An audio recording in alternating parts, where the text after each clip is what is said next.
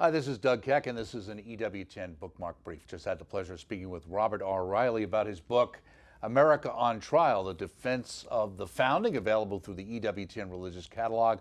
Robert, tell us, what is this book about and why should somebody read it? Thank you, Doug.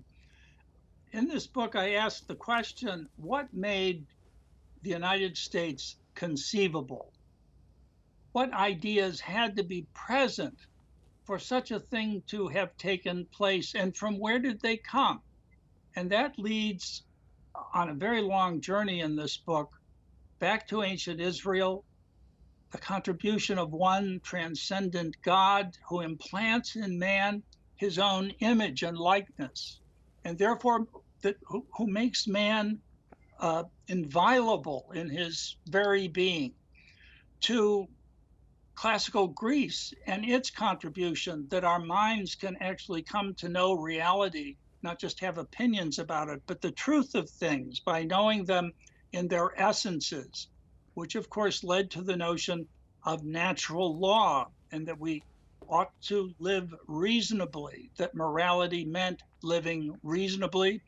And then to, of course, the most revolutionary of all the contributions from the incarnation of our Lord, which universalized the monotheistic truths of the Jewish religion, which was a tribal religion, and that assimilated the contribution of Greek philosophy, that the mind can apprehend the truth, and that the truth is universal.